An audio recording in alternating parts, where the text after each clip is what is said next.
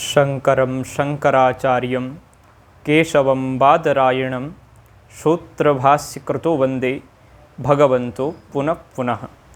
श्रीनिरंजनदेवाय नमो नमः। आज श्रीमद् आदिगुरु शंकराचार्य की परंपरा में गोवर्धनपुरी पीठ के 144वें श्रीमद् शंकराचार्य भगवान की गद्दी को सुशोभित करने वाले निरंजन देव तीर्थ जी महाभाग के निर्वाण दिवस के पवित्र अवसर पर मैं उनके चरणों में शब्द पुष्पांजलि समर्पित करता हूँ। आपका जन्म राजस्थान की पवित्र भूमि पर हुआ, जो सतियों की भूमि, वीरों की भूमि, भक्तों की भूमि और संतों की भूमि रही। आपकी विलक्षण प्रतिभा थी। आपका पूर्व आश्रम में चंद्रशेखर द्विवेदी यह नाम था। आप जब बच्चे ही थे तभी आप धर्म सम्राट स्वामी श्री करपात्री जी महाराज को देख कर के मुस्कुराए और करपात्री जी महाभाग ने आपके पिताजी से कह दिया कि यह बालक देश के लिए बहुत कुछ करने वाला है आगे चल कर के, इसलिए इसको आप सुयोग्य बनाइए। आपने न्याय, व्याकरण, वेदांत और अन्यान्य विविध धर्म ग्रंथों का अध्ययन किया। आप कुछ ही दिनों में बहुत बड़े विद्वान बन गए और करपात्री जी महाराज के संरक्षण में आप सदैव रहे। आप अनेक विद्यालयों के प्राचार्य के रूप में, आचार्य के रूप में रहे और आपको विद्या मार्तंड, पंडित मार्तंड, महोमहापाध्याय आदि अनेक विविध उपाधियां प्राप्त हुई। आप व्याकरण शास्त्री, व्याकरणाचार्य और साथ ही आप पोष्ठाचार्य आदि की उपाधियों से सुशोभित हुए। आप शास्त्रार्थ महारथी थे, परम विद्वान थे। हरिद्वार में ब्रह्मचर्य महाविद्यालय के भी आप प्राचार्य रहे। आपने शतचंडी, लक्ष्य चंडी, बहुत सारे यज्ञ संपादित किए। आपकी विद्वत्ता संपूर्ण विश्व भर में फैल रही थी। आप श्रीमद् आदिगुरु शंकराचार्य जी की परंपरा के एक श्रेष्ठ संवाहक श्री करपात्री जी महाभाग के एक निष्ठ शिष्यों में से थे। आपके विद्यागुरु बहुत से हुए। आपने अनेक प्रकार की विद्याएं ग्रहण की। आपकी भाषाओं में गुजराती, मारवाड़ी, राजस्थानी, हिंदी, यहाँ तक कि भोजपुरी और अंग्रेजी आदि, संस्कृत, सारी भाषाओं के आप विद्वान, प्रख्यात पंडित थे। आपको जब गोवर्धनपुरी पीठ के श्रीमद् आदि गुरु शंकराचार्य की गद्दी को सुशोभित करने वाले श्रीमद् भारती कृष्ण तीर्थ जी का शरीर पूरा हुआ, वो ब्रह्मलीन हुए। भारती कृष्ण तीर्थ जी भी गणित के परम विद्वान थे। उनकी भी इतनी ख्याति थी कि विश्व भर के विद्वान उनके चरण धूलि को नमन करते थे। अनेक उपाधियों से वह भी सुशोभित थे और सबसे बड़ी उपाधि तो शंकराचार्य ही है। श्रीमद् जगत गुरु शंकराचार्य सर्वश्रेष्ठ विभूति है, यह पद है, ये कोई साधारण नहीं है। लेकिन आपकी भी विलक्षणता थी आप परम विरक्त थे, तपस्वी थे।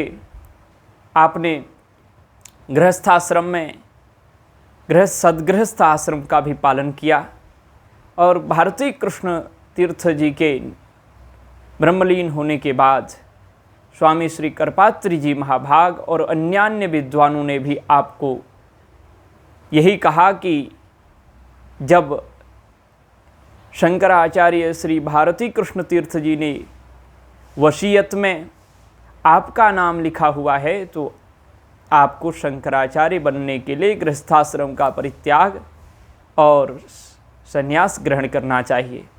तो आपने शंकराचार्य की बनने की इच्छा न होते हुए भी गुरुजनों की आज्ञा से द्वारका के तत्कालीन शंकराचार्य सच्चिदानंद तीर्थ जी महाभाग से, जो वहाँ की द्वारिका के शंकराचार्य सच्चिदानंद तीर्थ जी महाराज थे, उनसे आपने संन्यास दीक्षा ग्रहण की और उसके बाद श्री करपात्री जी महाराज के सानिध्य में आपको पूरी पीठ का श्रीमद् जगद्गुरु शंकराचार्य के रूप में नियुक्त किया गया। आपकी विलक्षण प्रतिभा अद्भुत थी, आपकी कार्यशैली अद्भुत थी। शंकराचार्य बनने से पूर्व ही आप श्रीमद् करपात्री महाभाग के अनुगत थे।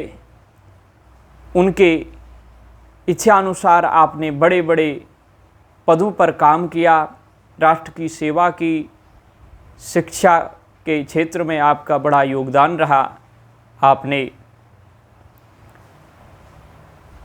जो करपात्री जी महाभाग के द्वारा एक पार्टी बनाई गई थी, अखिल भारतीय श्री राम परिषद पार्टी, तो उस पार्टी के भी आप मंत्री पद पर रहे थे। तो आप एक श्रेष्ठ, प्रखर और अत्यंत गौरवान्वित नेता भी थे। आप लेखक थे, प्रचारक थे और एक अत्यंत असाधारण आप वक्ता थे। आपकी वक्तृत्व कला इतनी अद्भुत थी, इतनी निपुणतापूर्ण थी कि आप हर विषय पर, हर भाषा पर अपना अधिकार रखते थे। शंकराचार्य जी के पद पर रहने के बाद आपने पूरे भारत का भ्रमण किया।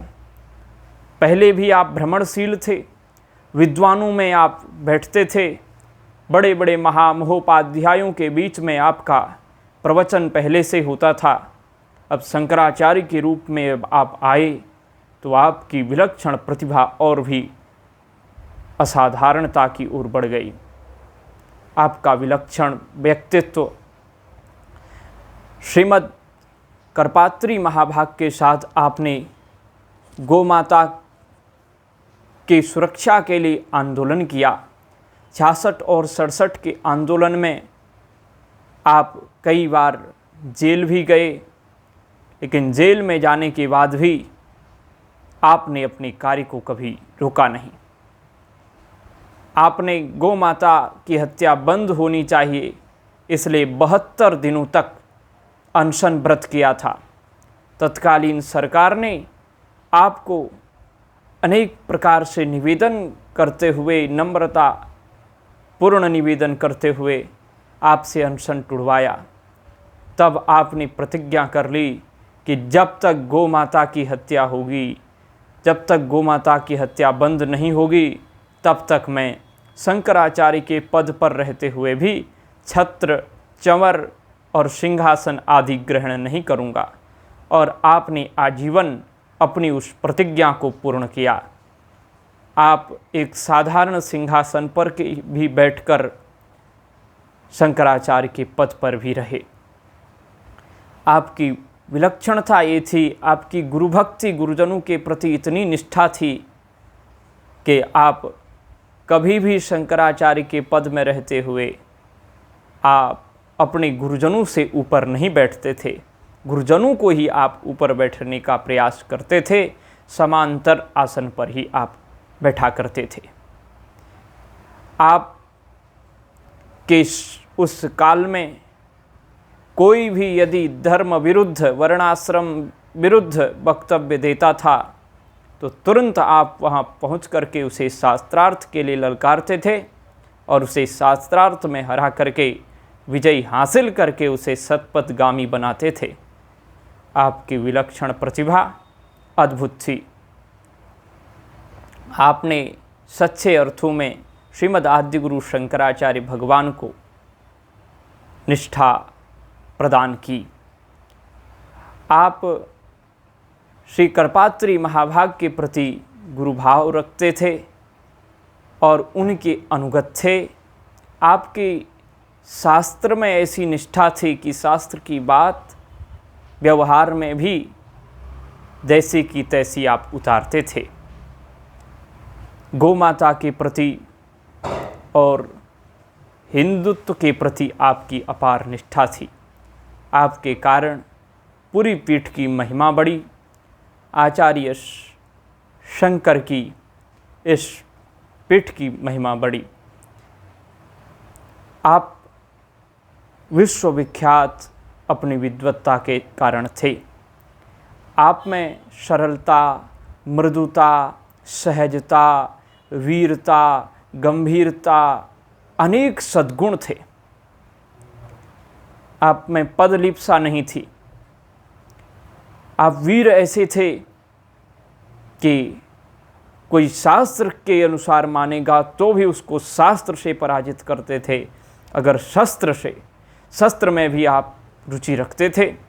बड़े पहलवान बहादुर थे और साथ ही विद्वत्ता के क्षेत्र में तो आप उच्च कोटि के थे। आपकी महिमा, जितना कार्य आपने अपनी 86 वर्ष की उम्र में कर दिया वो अद्भुत ही था। बहुत से समाज उस समय सनातन धर्म के जो वास्तविक मूल्य हैं उनके खिलाफ थे, जैसे आर्य समाज। यहाँ शांति कुंज के ही आचार्य राम शर्मा जी, ब्रह्म कुमारी समाज, ये जितने थे इन सबको शास्त्रार्थ में आपने हरा करके इनको घुटने टिकवा दिए थे। आपकी महिमा अद्भुत थी। धर्म सम्राट स्वामी श्री करपात्री जी महाभाग की तरह ही आप भी धर्म सम्राट के एक अतुलनीय उदाहरण थे। निश्चित रूप से आपका इसी पवित्र दिवस पर भाद्र शुक्ल प्रतिपदा के अवसर पर महाप्रयाण हुआ। आप परमधाम को पधारे, शिवलोक को आपने गमन किया। इस पवित्र अवसर पर हम आपका स्मरण करके अपने आप को धन्य और कृतार्थ समझ रहे हैं। आपने बहुत से शिष्य थे, आपके दीक्षित दंडी सन्यासी शिष्य थे, लेकिन आपने देखा कि स्वामी श्री करपात्री जी महाभाग के एक श्रेष्ठ सुयोग्य शिष्य हैं जिनका नाम परम तपस्वी, विरक्त और विद्वान स्वामी श्री निश्चलानंद सरस्वती महाभाग है। उनको ही अपना उत्तराधिकारी बनाया। पूर्वी पीठ का शंकराचार्य के रूप में आपने अपने हाथों से उनका अभिषेक किया। आपके बहुत से शिष्य थे, उन शिष्यों को आपने अयोग्य बताया, पूरी पीठ के योग्य उनको नहीं माना। और निश्चलानंद सरस्वती महाभाग जो पूरी पीठ के वर्तमान में 145वें शंकराचार्य हैं, उनको आपने स्वयं अभिषिक्त किया। निश्चलानंद सरस्वती महाभाग को आपने 5-6 वर्षों तक काशी में चातुर्मास्य के समय में पढ़ाया भी था। और करपात्री जी महाभाग ने भी निश्चलानंद सरस्वती महाभाग को पढ़ाया था। इसलिए उनको आपने देखा था कि ये योग कितने योग्य हैं और खुद आपने उनको शंकराचार्य के रूप में नियुक्त किया। और उसी दिन आपने यह भी घोषणा कर दी कि मैंने अपना जो मुझे पद मिला था वो मैंने शंकराचार्य नवनिर्वाचित करके निश्चलानंद सरस्वती जी को बनाया है, तो अब मैं पूर्व शंकराचार्य नहीं हूँ। मैं कोई मुझे पूर्व शंकराचार्य या निवृत्त शंकराचार्य आदि शब्दों से संबोधित ना करे। मैं अब काशी जा रहा हूँ और काशी में केवल निरंजन देव तीर्थ के रूप में मैं माँ गंगा की और धर्म ग्रंथों की आराधना, चंद्रमौलेश्वर भगवान की आराधना करता रहूँगा। तो आपने जो विलक्षण त्याग दिखाया वो इस देश के श्रेष्ठ लोगों के लिए आदर्श है। आप में जो वैराग्य सत्ता, त्याग की सत्ता विद्यमान थी वह भी अद्वितीय थी। आज आपके इस महानिर्वाण के पवित्र अवसर पर हम आपका पुण्य स्मरण कर रहे हैं। आप जैसे महापुरुषों के द्वारा इस देश का सदैव हित होता रहा है और आप जैसे श्रेष्ठ महापुरुषों को हमारा वंदन, नमन और कोटि कोटि आपके चरणों में वंदन। आप जैसे महाभाग का चिंतन करना यह हमारे लिए अत्यंत गौरव की बात है।